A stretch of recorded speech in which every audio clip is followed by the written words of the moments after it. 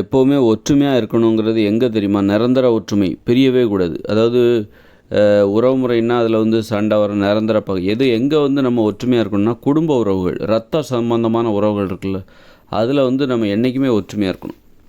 ரத்த சம்பந்தமான உறவுகள் இருக்குல்ல, அப்பா அம்மா, அப்புறம் வந்து ஒரு தாய் வழி உறவுகள், அண்ணன் தங்கச்சி, அப்புறம் சித்தப்பா பெரியப்பா, இந்த மாதிரி ரத்த சம்பந்தமான உறவுகள் இருக்குல்ல, குடும்ப உறவுகள், கூட்டு குடும்ப உறவுகள், இந்த மாதிரியான உறவுகள் இருக்குல்ல, இவங்கள நம்ம வந்து என்றைக்குமே விட்டு கொடுக்கக்கூடாது.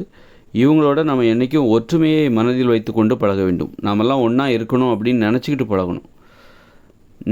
பழகணும். யாரையும் வந்து பகைச்சிக்கிறது, நிரந்தர பகை ஏற்படுற மாதிரி நம்ம பேசவோ சண்டை போடவோ கூடாது. ஏன்னா நீங்கள் வந்து உங்கள் ரத்த சொந்தம் இல்லாதவங்ககிட்ட தான் நீங்கள் அவங்கள பகைச்சிக்கலாம், நிரந்தரமாக நீங்கள் அவங்கள பிரியலாம். யாரை நம்ம பிரியணும், அதாவது ஒருத்தர் வேண்டான்னு சொல்லிவிட்டு நிரந்தரமாக யாருக்கிட்டேருந்து நம்ம வந்து உறவை முறிச்சிக்கணும் அப்படின்னா, ஜென்மத்திலே நான் அவங்ககிட்ட பேசவே மாட்டேன், அந்த மாதிரி நடைமுறையெல்லாம் எங்கே வச்சுக்கணுன்னா, ரத்த சம்பந்த உறவு அல்லாத வெளியே அந்நியர்கள் இருப்பாங்கள்ல, அந்நியர்கள் அவங்கக்கிட்ட தான் வச்சுக்கணும். ஒரு குடும்ப உறவு அல்லாத, கூட்டு குடும்ப உறவுகள் அல்லாத, அந்த ரத்த சம்பந்தமான உறவுகள் இல்லாதவர்களிடம்தான் நான் இனிமேல் உங்கள்கிட்ட நிரந்தரமாக நான் பேச்சே வச்சுக்க மாட்டேன், உறவை நிரந்தரமாக முறிச்சிக்கிறது அந்த மாதிரி தான் வச்சுக்கணும். ஆனால் ரத்த சம்பந்தமான உறவுகள்கிட்ட நம்ம வந்து ஒரு நிரந்தர பகையை உருவாக்கவே கூடாது. ரத்த சம்பந்தமான உறவுகள் எப்போவுமே ஒற்றுமையாக இருக்கணும். அந்த ஒற்றுமையாக இருக்க வேண்டும் என மனதில் வைத்து கொண்டு பழக வேண்டும். அந்த ஒற்றுமைக்கு ரொம்ப முக்கியத்துவம் கொடு. ஏன்னா நீங்கள் வந்து நீங்கள் உலகம் முழுக்க உங்கள் உலக புகழ் அடையிற அளவுக்கு உங்களுக்கு பேர் புகழ் எல்லாமே இருக்கலாம், உலகமே உங்களை புகழலாம். ஆனால் நாளைக்கு உங்களுக்கு உடம்பு சரியில்லைன்னா யார் உதவி பண்ணுவா? உங்கள் குடும்ப உறவுகள் தான் வந்து நிற்பாங்க. உங்களுக்கு ஒரு உடம்பு சரியில்லை, அல்லது உங்கள் உடம்பை பார்த்துக்கிறது, கடைசி காலத்தில் நீங்கள் வயசான காலத்தில் படுக்கையில் விழுந்து கிடக்கும்போது உங்களை யார் பார்த்துப்பாங்கன்னா, உங்கள் குடும்ப உறவுகள், உங்கள் ரத்த சம்பந்தமான உறவுகள் தான் பார்த்துப்பாங்க. நாளைக்கு நீங்கள் வந்து ஊர் உலகமே உங்களை வந்து புகழலாம், அவங்கெல்லாம் வரமாட்டாங்க. அவங்க சும்மா வேடிக்கை பார்த்துட்டு கை தட்டிட்டு போயிடுவாங்க. நீங்கள் என்ன பண்ணாலும் சரி, ஏதாவது கஷ்டப்பட்டால் ஏதாவது வருத்தப்பட்டுட்டு அவங்க வேலையை பார்த்துட்டு போயிடுவாங்க. அதனால் இப்போ நீங்கள் ஒரு ஊரில் இருக்கீங்க, ஊரில் எல்லோரும் உங்களுக்கு வந்து ஊரில் உள்ள எல்லாத்துக்கும் உங்களை நல்லாவே தெரியும். ஊரில் உங்களுக்கு ஒரு நல்ல புகழ் இருக்குதுன்னு வச்சுக்கோங்க. ஒரு ஊரில் நீங்கள் இருக்கீங்க, உங்கள் ஊரில் உங்களுக்கு ஒரு நல்ல புகழ் இருக்குது அப்படின்னு வச்சுக்கோங்க. அப்படி இருக்கும்போது உங்களுக்கு ஏதாவது உடம்பு சரியில்லைன்னா யார் வருவா? ஊரில் உள்ள எல்லாருமே வர மாட்டாங்க. உங்கள் ரத்த சம்பந்தமானவர்கள் தான் உடம்பு சரியில்லை, அல்லது வயசான காலத்தில் படுக்கையில் விழுந்துட்டீங்க, அல்லது ஏதோ ஒரு உடம்பு முடியாமல் படுக்கையில் விழுந்துட்டிங்கன்னா யார் வருவாங்க?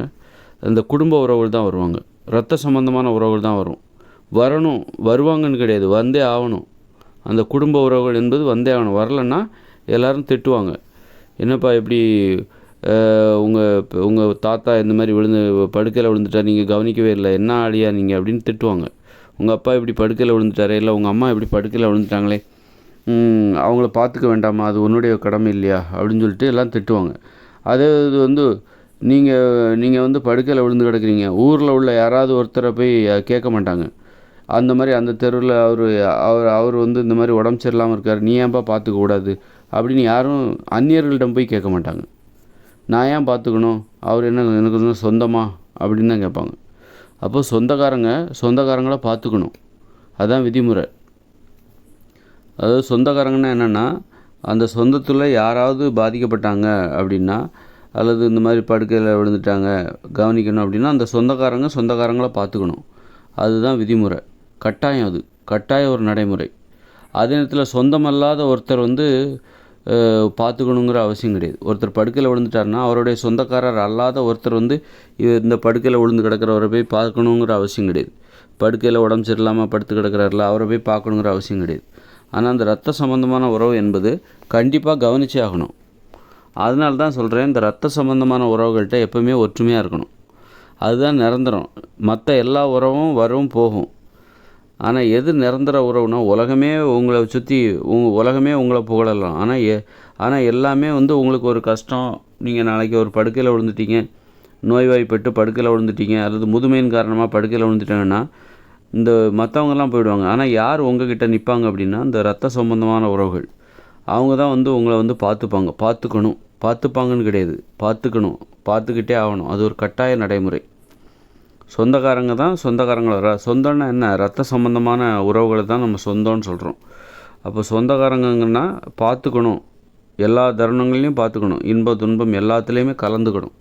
அதுதான் சொந்தன்றது. சொந்தம்னா என்னது, இன்ப துன்பம் எல்லாவற்றிலையுமே அவர்கள் கலந்து கொள்ள வேண்டும். அதற்கு பேர் தான் சொந்தம். அப்படி இருக்கும்போது அந்த மாதிரி உறவுகளை நாம் எப்போவுமே ஒற்றுமையாக இருக்கணும். நிரந்தரமாக பகைச்சிக்கக்கூடாது. நிரந்தர பகை என்பது சொந்த உறவுகளிடம் இருக்கக்கூடாது, இரத்த சம்பந்தமான உறவுகளிடம் இருக்கக்கூடாது என்பது தான் எனது கருத்து.